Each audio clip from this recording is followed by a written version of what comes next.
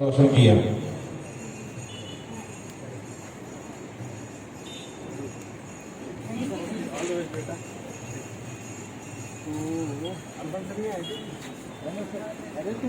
ये हमारे लिए बड़े गर्व की बात है कि किशोर माया रजक की सुपुत्री कुमारी पूर्णिमा रजक जो हमारी मंडला की गौरव है,